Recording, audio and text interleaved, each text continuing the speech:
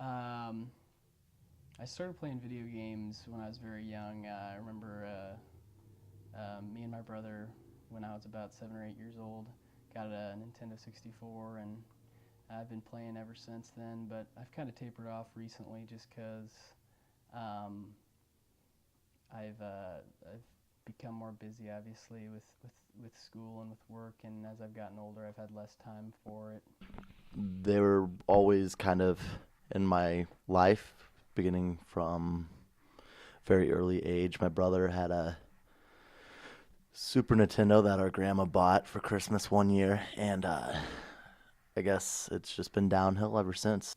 I would say my experience is probably uh, typical to most other guys my age. I grew up on N64 and PlayStation.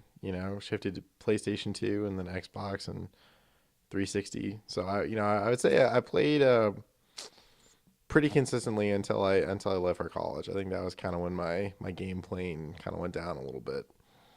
I I think they are a good way to, it's a good hobby for some people, and it's a good way to unwind and whatnot. I mean, there's so much out there. There's so many varieties and different types of games that everybody can find something that they enjoy. So I think they're. I mean, it's one of the newest forms of media now, and there's a lot of new stuff coming out, and so I think it's a very important uh, industry in this time.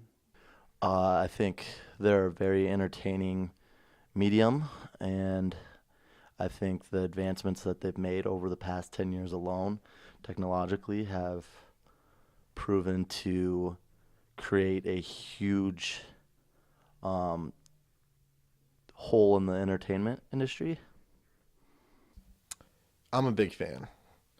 I think I've been out of the game for a while. Pun.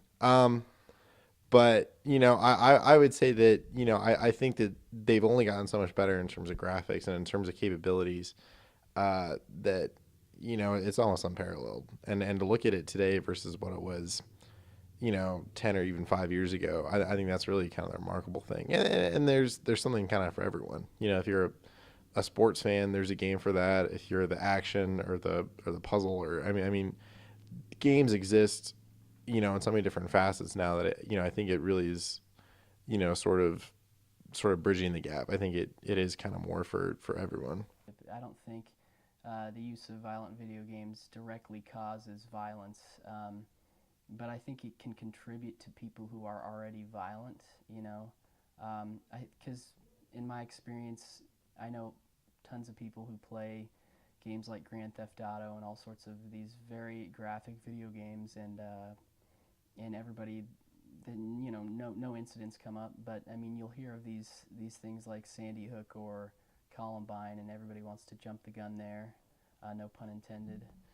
But yeah, I think for people who have some psychological issues, they may gravitate towards video games like that, and so maybe it contributes to it a little bit. But I don't think there's any way that we can draw any direct link there. Some of the violence that comes from some of the real world violence that is associated with video games would have happened regardless. I think if someone has a predisposition to violence, they'll act on it regardless. I think people try to blame video games, but I think at the end of the day, if someone's gonna do something violent, if they have it in their nature, then it's already there. And people can say a game brings it out, but I think for the few that might play a game and then go do something, I think there's millions more that play and have no adverse or negative consequences whatsoever. So everybody wants to point the finger at something. Everybody wants to know for sure why these types of things go wrong, why these violent things tend to crop up.